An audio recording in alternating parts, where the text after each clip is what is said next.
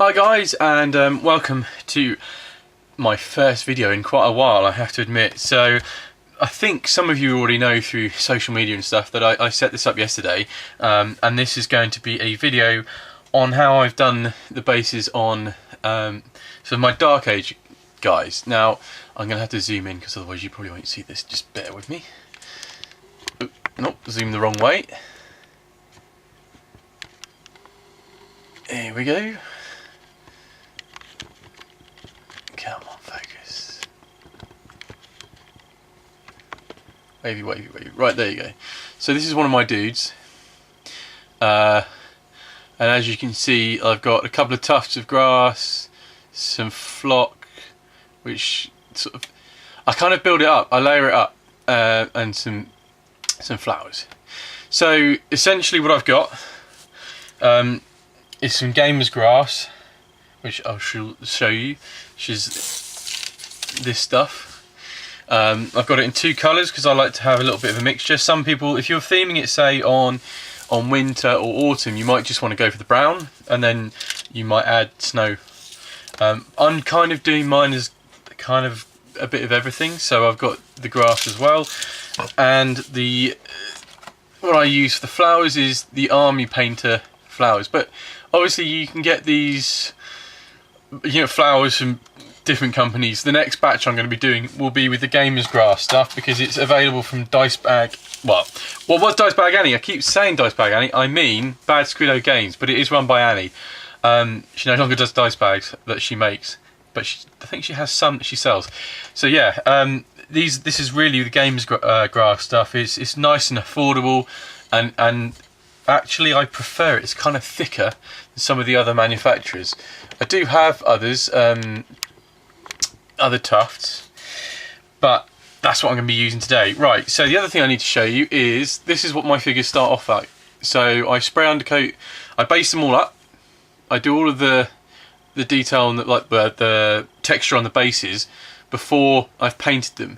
And the reason for this is I don't like making the mess. You might have seen this in the previous videos I've shown before, where I've shown you how I do the basing for these, and it really is, if you need to, if you get any on the figure anywhere you don't want it, when it's not painted, you've got no issue of like taking it off, getting it off. If it takes some of the undercoat off, well, big deal, you can cover over it.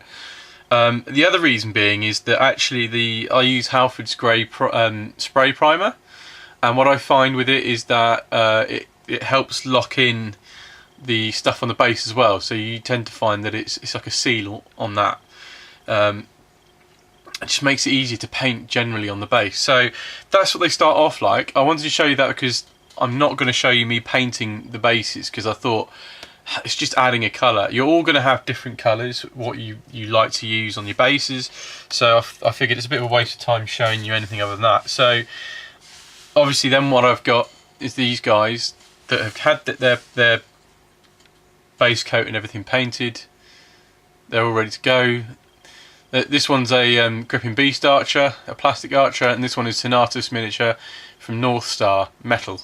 And I have done the bows strings on them because I'm a bit crazy like that sometimes. So what I need to do is then show you what I do next. So I've picked out my base colour for the bases, and again I'll zoom in a bit because this bit might need a bit more. If I just show you colour that I use, the label's a bit worn on it, so I have to apologise in advance for that. But this is the miniature paints line of I'll just shake it because it's not shaken up, of paints. It is called Miniatures Paints, so it's really bizarre if you look it up because it's Miniatures Paints. And this is called Earth Brown, and it's brilliant. Now they've just done a Kickstarter to move away from these glass bottles, which I sometimes use the old ones for sticking. I use blue tack on the top and I stick the figure on the blue tack to paint it. It's like a little paint handle, it's quite useful.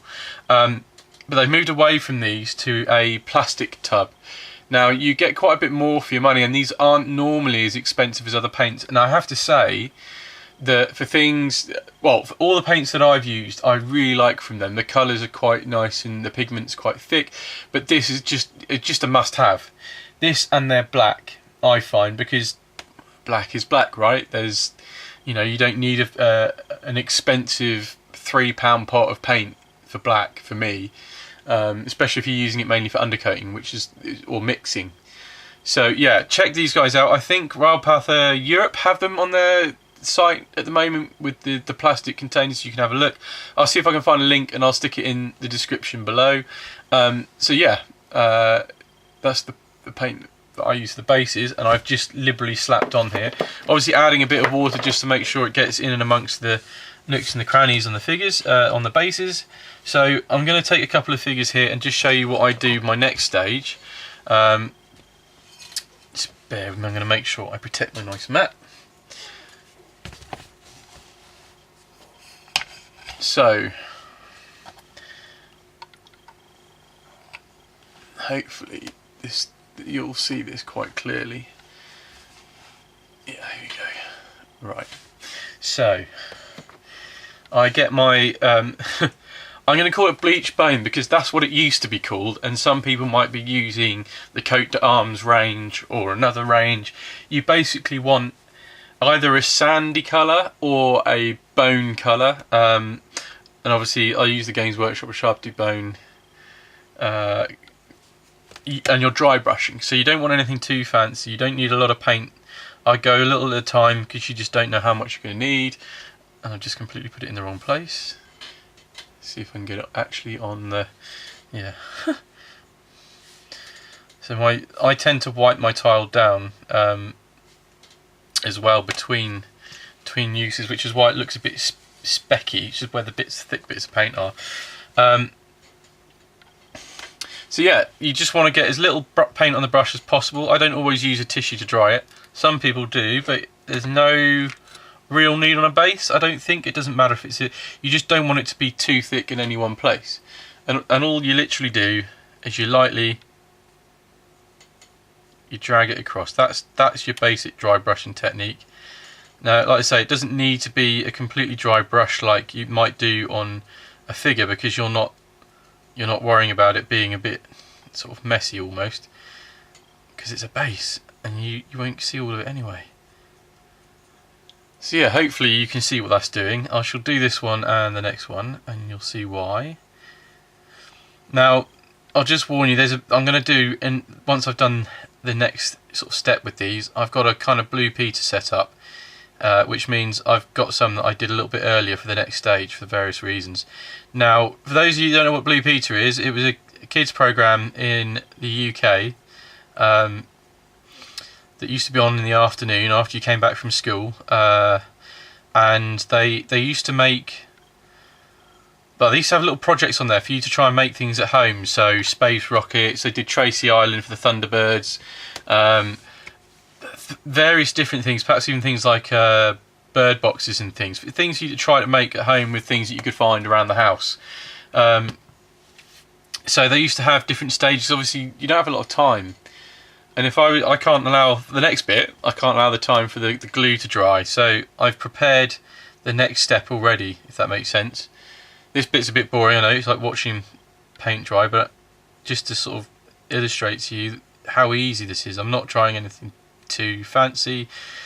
The other thing to bear in mind is don't use your best brush for this. I bought some like a pack of cheapish mixed brushes from, in the UK the store's called The Works, but I guess you'll probably be able to find something at Hobbycraft, or perhaps even in supermarket aisles in the States. You might find something like that in Walmart or Target or whatever. They don't need to be expensive. These are just cheap artist brushes, because at the end of the day dry brushing tends to kind of not be great for brushes in general, so you certainly don't want to be using your nice expensive miniature brushes, which, you know, tend to be quite expensive. Right, so as you can see, I've done those now. They're dry brushed.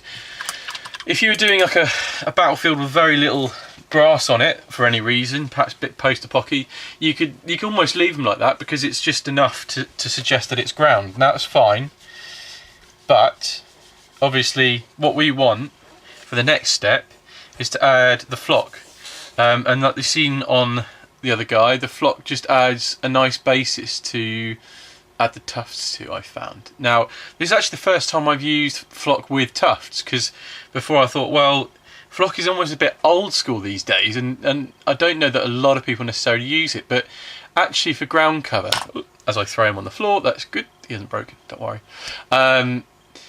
It's pretty good.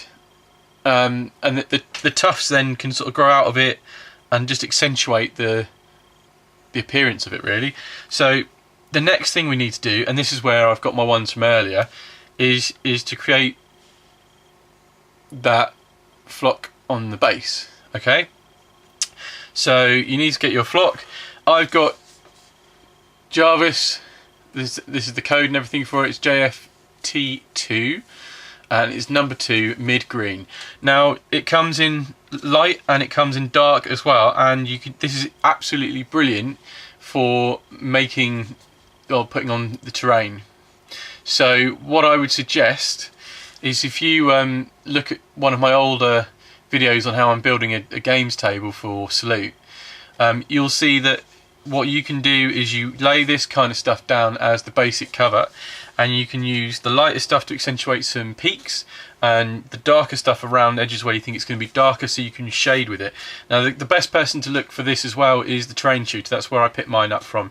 I'll try and stick a link in the comments again below, and then you've got everything that you need. But this stuff, they do another type of flock, and it's not that one you need because it's a bit brighter and a bit garish. This is way better for wargaming purposes. However, to stick it down, PVA. So wood glue, PVA, white glue, I think it's called, is it Elmer's glue in the States? So you don't need a lot, especially for 2 bases, and if I go short it doesn't really matter on this one because I'll probably just do the 2 of them if I can do that. So again, I've got my trusty old cheap paintbrush, because again you don't want to be using one of your expensive ones. I throw more things around. Don't water it down at this point because you want it to stick down. Again, if you really want to, you can cover the entirety of your the base with it if you so wish. If you're going to do lots of tufts, I tend to like to see a bit of ground through all of mine. So just literally pick out some areas, dab it around. Try not to go sort of on the flat side of the edge of your base, because otherwise it looks a bit ropey. For some reason, having the edge not flocked or overly detailed kind of accentuates the figure and the base itself. So you can see I'm leaving little areas. In fact, you can probably see it better than I can, having looked at the screen on my camera. This is really how simple it is. You know, so far we've done the dry brushing. It's easy. Let's face it, it is easy, and that should work on more or less any brown you put down on the base.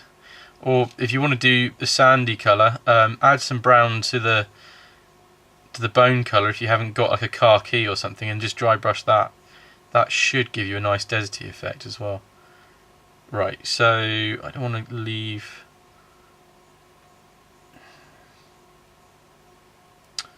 Right, that's what I'm going to do, like that. This next bit, super easy. It's just a dunking job. So you get your stuff, you dip them in, you wiggle it around a little bit, and you shake them off. I wouldn't bash them against the side. Some people would like to bash it against the side to knock stuff off, but the thing is, at this point, it's a bit what's the right word?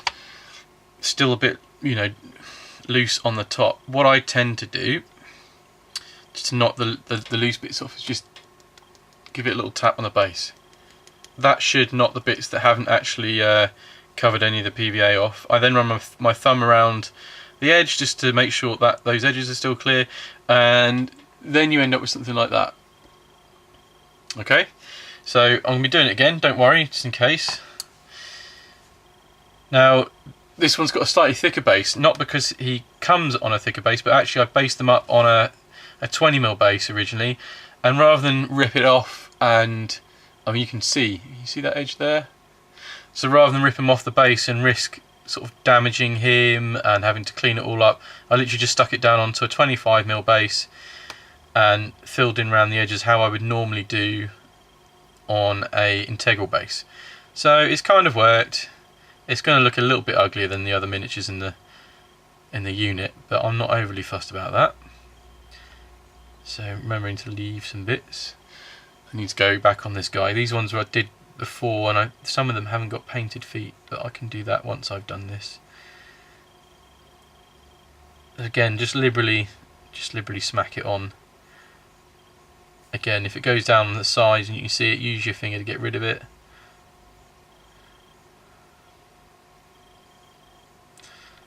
I probably put a little bit too much glue out for this, but that doesn't matter.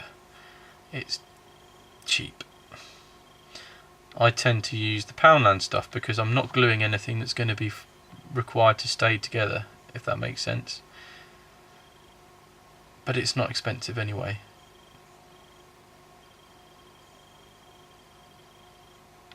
Right, so that's that done. Again, I'll see if I can tilt it a bit more.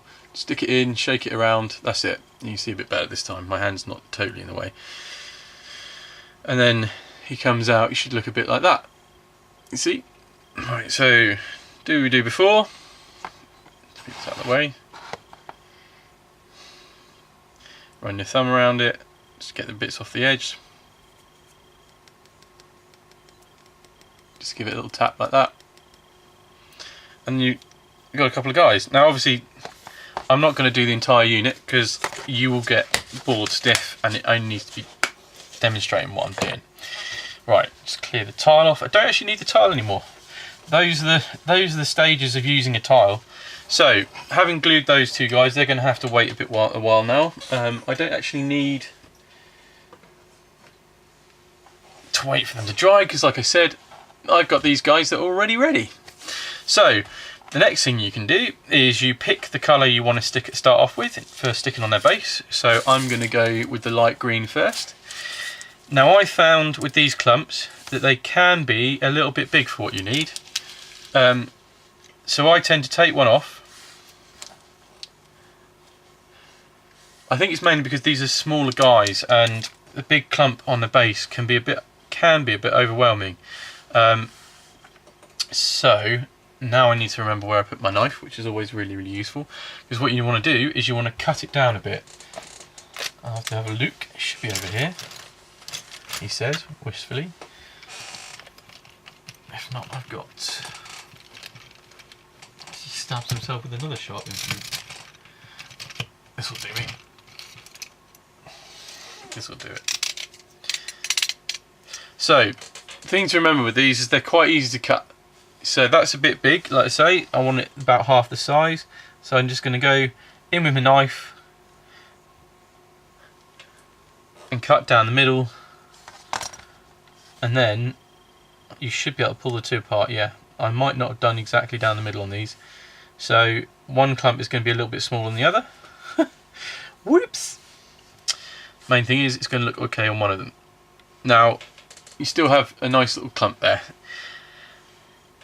Technically, you can glue these on with PVA. They do come... Sometimes they'll come with a bit of sticky to them. However, a tip that I picked up from 6mm Phil on the forum is that the best thing you can do is to use a bit of super glue on them, because it's really quick then, he says, as then he realises this has blocked itself up. Always with super glue have a paper clip on hand, because it's quite useful to use to unblock it. You can get into the habit, if you have to, of using your pin vise, but the problem is with that is that you can really jar up your bloody drill bits with glue, he says, and I think that actually might be what I have to do, sadly. Sorry about this.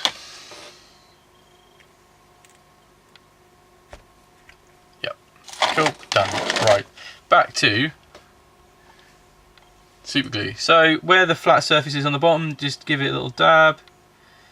The important thing, I think, is sometimes is not to think too much about where and how you're putting on the tufts on these. What I've learned is don't cover up the dirt that you've left. just stick it in like that. Now the other thing that I've learned is if you haven't got a pointed implement, you can use something like a cocktail stick, but what you really want to do is you want to get something like I've got here, which is sculpting, part of a sculpting tool, and if you can, just get it in amongst there and push down on the bottom of the grass to make sure that there's all contact, and also so you don't just end up with a big sort of lippy space sticking out, because sometimes you look under a flat piece of grass and you'll see that there's a sort of gap. So I like to do it like that, and then you can also just play around with just spreading the strands out. So that's one tuft. You see that? Easy enough done, isn't it? Easy enough done. So this one's going to be a bit more fiddly because I managed to cut it a bit smaller, but that doesn't matter. You don't want it all the same size, too uniform, and it doesn't look natural.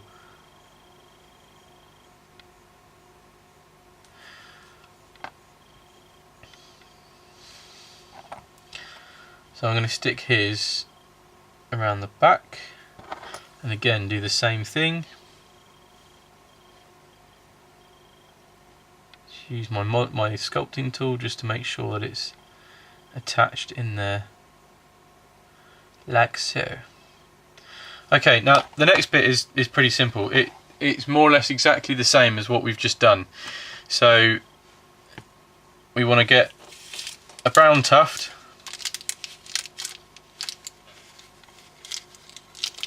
Peel it off, make sure you don't pull any others off. Again, I'm going to cut this one down a bit.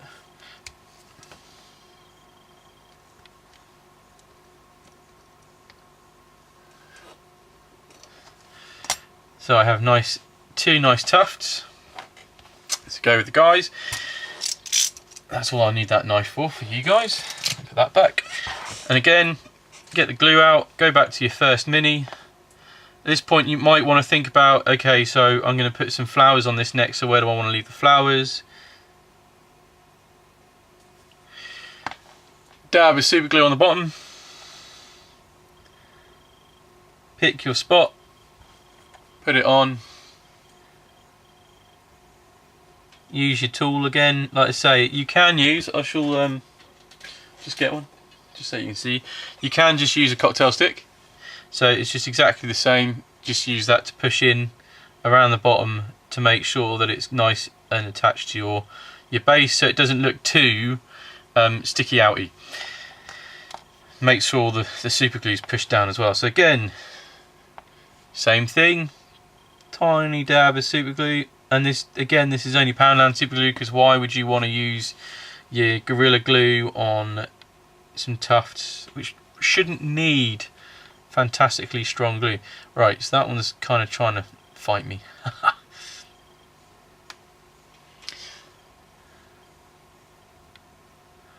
Yep.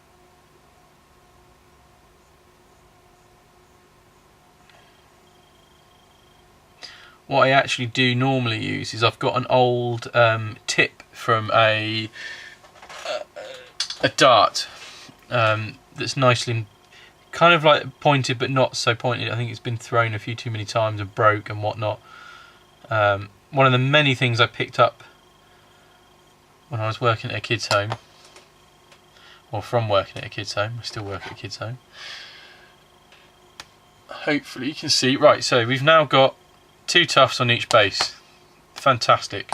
Right, so then it's over to the next bit. And I find this a little bit fiddly, because the way that the army painter have done their flowers isn't exactly tuft-like in terms of.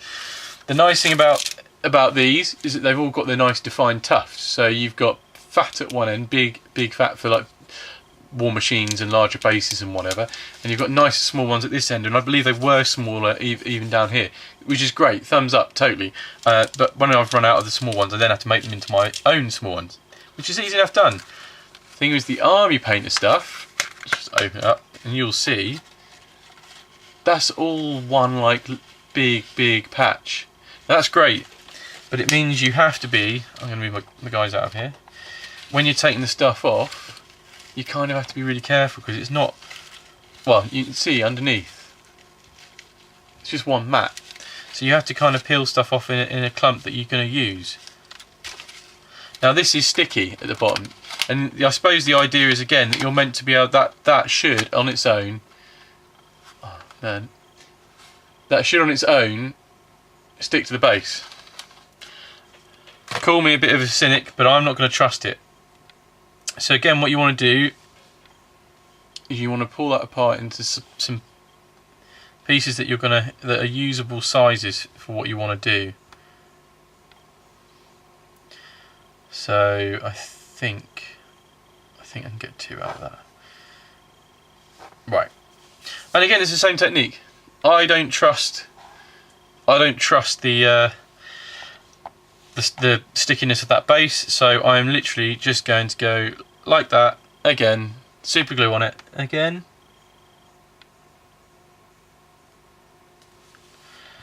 and plonk that down on another piece. I mean, I could put it next to some of the other grass, or I could give it its own space, which is what I've done on this one. And again, just press down on the bottom to make sure that super glue is making the contact that it needs.